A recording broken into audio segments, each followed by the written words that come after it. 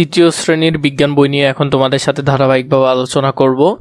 তোমাদের অনেক বেশি আবদার ছিল যে তৃতীয় শ্রেণীর বিজ্ঞান বইটি নিয়ে যাতে আলোচনা করি, অন্যান্য বইগুলো নিয়ে করছি, তৃতীয় শ্রেণীর বিজ্ঞান বই নিয়ে কেন করছি না, সেগুলো নিয়ে অনেক বেশি কমেন্ট এসেছিল। প্রথম অধ্যায় থেকে শুরু করে ধারাবাহিকভাবে পুরো বই নিয়ে আলোচনা দিব, ধারাবাহিকভাবে দেখবে, কোনটা প্রয়োজন আমাকে জানাবে।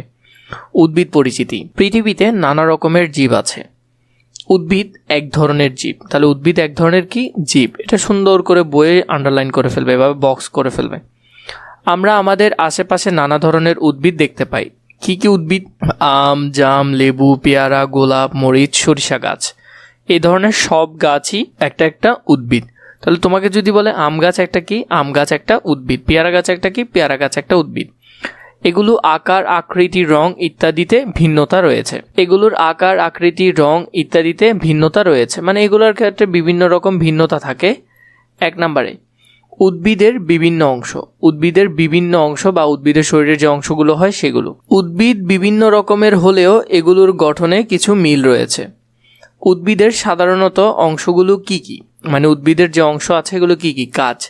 উদ্ভিদের বিভিন্ন অংশ পর্যবেক্ষণ। আমরা গাছের বিভিন্ন অংশ পর্যবেক্ষণ করব। যা করতে হবে, শ্রেণীকক্ষের বাইরে গিয়ে কিছু পরিচিত উদ্ভিদ ভালোভাবে পর্যবেক্ষণ করি। 2. নিজের খাতায় একটি পরিচিত উদ্ভিদের ছবি আঁকি। তোমার খাতায় একটা ছবি আঁকবে, তুমি যে গাছটা চিনো সেটার। ছবিতে গাছের প্রতিটি অংশের নাম লিখি। একটা গাছের যে অংশ হয়, মূল অংশ, কাণ্ড অংশ, ফল অংশ, ফুল অংশ, সেগুলো আমরা লিখব।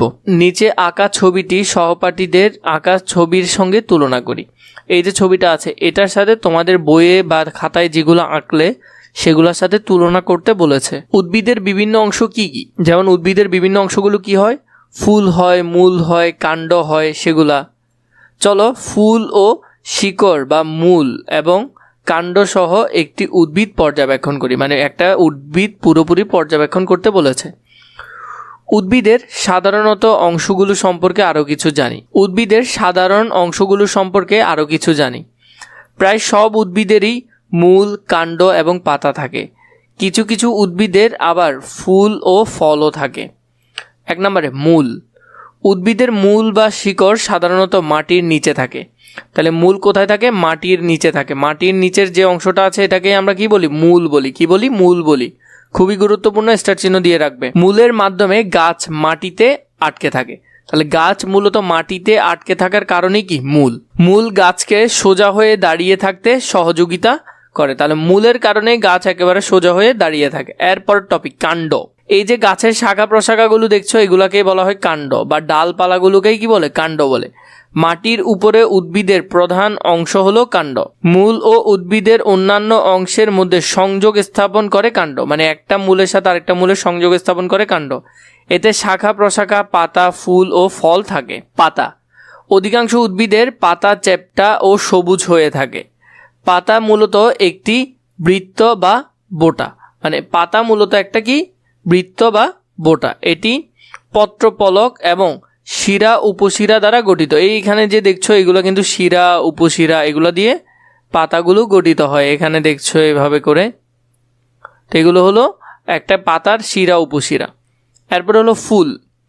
ফুল উদ্ভিদের বিশেষ ধরনের একটা অংশ যা সাধারণত রঙিন হয়। তাহলে ফুল সাধারণত কি হয়? রঙিন হয়। বিভিন্ন উদ্ভিদের বিভিন্ন আকার, আকৃতি ও বর্ণের ফুল হয়। তার মানে এই উদ্ভিদ ভেদে কি হয়? এই ফুলগুলোর ধরনও আলাদা হয়।